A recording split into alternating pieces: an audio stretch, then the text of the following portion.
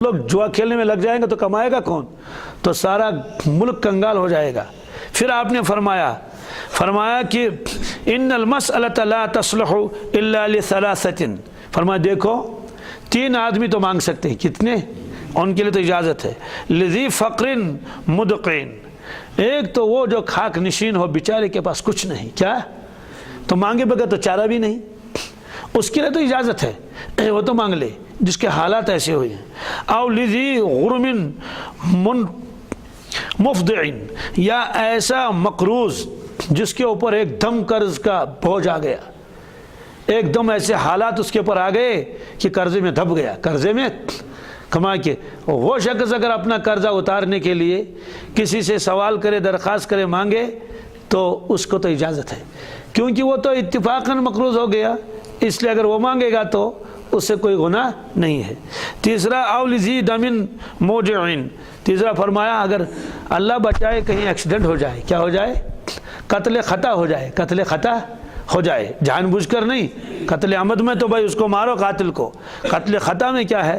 قتل خطا میں ہے کہ جس کا یہ شخص مر گیا ایکسیڈنٹ کی وجہ سے، مثلا کوئی گاڑی چلا رہا تھا، گاڑی کے نیچے کوئی آ گیا اس طرح سے، یا گولی اور کسی کو لگا رہا تھا، شکار کر رہا تھا تو دوسرے کو لگ گئی، اب اس کو خون بہا دینا پڑتا ہے، اب اس کو دیت دینی پڑتی ہے۔ وہ دیت کی کتنی ہے مقدار؟ 100 اونٹ، کیا اس کے اونٹوں کے اندر وہ لگی ہوئی ہے کہ اتنے اونٹ اس عمر کے ہونے چاہیے، اتنے اونٹ اس سے کم عمر کے ہونے چاہیے، اس طرح سے۔ تو وہ اس وقت صرف ایک آدمی کے اوپر نہیں، پورے خاندان کے اوپر وہ لازم ہو جاتی ہے، تو وہ سب مل ملا کے وہ دیت کو ادا کر لیتے ہیں۔ آپ نے فرمایا اگر ایسا حادثہ ہوا ہے، ایسا واقعہ ہوا ہے کسی کے ہاتھ سے، تو اس کے لیے یہ ہے کہ اس کے لیے مانگنے کی کیا ہے؟ اجازت ہے۔ بہرحال یہ آپ نے فرمایا۔ تو آپ نے چونکہ امت کی اس طرح کی تعلیم فرمائی کہ حضرت ابوبکر صدیق سے ایک مرتبہ فرمایا کسی سے سوال نہ کرنا، تو کسی سے سوال نہ کرنا اس کا مطلب تو مانگنا نہیں۔ تو یہ حضرات اب ایسا کر لیتے تھے، اگر کوئی چیز قریب میں ہوتی تھی تو خود اٹھ کے اس کو اٹھا لیتے تھے، تو خدام عرض کرتے تھے حضرت آپ نے ہم کو کیوں نہیں بتایا؟ تو فرماتے تھے کہ اللہ کے نبی صلی اللہ علیہ وسلم نے فرمایا تھا کسی سے سوال نہ کرنا، حالانکہ وہاں مقصد یہ نہیں تھا، لیکن وہ اس کو عموم کے اوپر محمول کر لیتے تھے۔ حتیٰ کہ حضرت ابوبکر صدیق گھوڑے پر تھے ایک مرتبہ یا اونٹ پر، تو وہ کمچی ساتھ ہوتی ہے، تو اتفاقاً چلتے چلتے وہ کمچی آپ کے ہاتھ سے نیچے گر گئی۔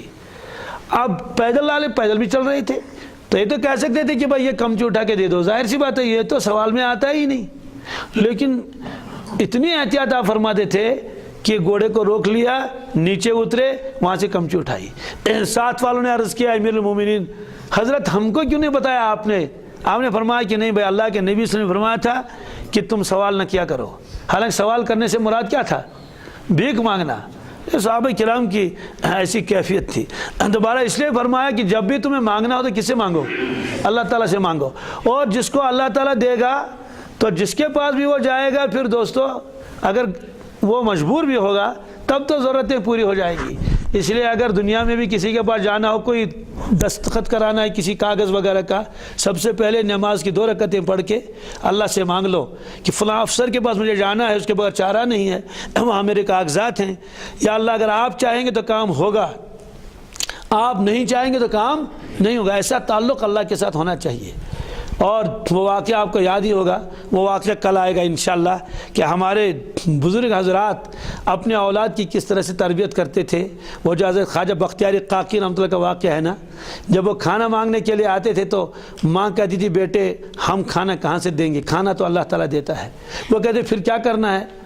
جا کے مسلح ڈال دو، اللہ سے کہو یا اللہ کھانا دے دے، کھانا دے دے، تو چپکے سے وہ کھانا اس کے الماری میں رکھ لیتی تھی۔ یہ معمول بنا لیا کئی سال تک کا، یہاں تک کہ یقین دل میں آ گیا کہ کھانا اللہ تعالیٰ دیتا ہے۔ تو ایک مرتبہ وہ کہیں چلی گئی تھی ان کی والدہ محترمہ، تو یہ تھا تصور میں، ارادے میں کہ جلدی واپس آئیں گے، لیکن وہاں دیر ہو گئی کسی وجہ سے۔ اب کھانا انہوں نے نہیں رکھا تھا الماری میں، تو پریشان ہو گئی اب کیا کر لوں۔ یہ نہیں کہ بچہ بھوکا رہے گا، پریشانی تو یہ ہوئی کہ بچے کا عقیدہ خراب ہو جائے گا آج جب وہ اللہ سے مانگ کے الماری کھولے گا۔ تو اب وہ آیا بچہ حسب معمول، وہ مانگتا رہا اللہ تعالیٰ سے، الماری کھول لی، تو بار اس کے بعد جو ہے وہاں سے کھانا مل گیا۔ اب اس کی والدہ جب آ گئی بہت پریشان، بیٹے آپ نے تو آج کچھ نہیں کھایا؟ انہوں نے کہا نہیں اماں ہم نے کھانا کھا لیا۔ کہا کیسے کھا لیا؟ کہا کیسے؟ جیسے روزانہ کھاتے ہیں آج بھی کھا لیا۔ تو اور کہا کہ آج جتنا مزہ کھانے میں آ گیا اتنا تو کبھی بھی نہیں آیا، اللہ نے غیب سے کھانا بھیجا تھا اس کے لیے۔ اور یہ حدیث پاک میں آنا عند ظن عبدی بھی، جو بندہ میرے ساتھ جو گمان کرتا ہے میں اس کے ساتھ وہی معاملہ کر لیتا ہوں۔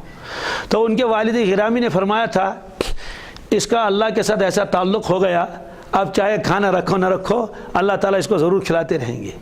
تو بہرحال یہ اللہ کے ساتھ ایسا تعلق ہونا چاہیے، ہر وقت اللہ کو سے مانگے، امتحان دینے کے لیے جائے پہلے اللہ سے مانگے، کہیں دکان پر جائے خریدار کون بھیجتا ہے؟ اللہ تعالیٰ بھیجتا ہے، منڈی میں جائے تو پہلے اللہ تعالیٰ سے مانگے، ٹھیک ہے انشاءاللہ اللہ تعالیٰ ہم کو اپنے ساتھ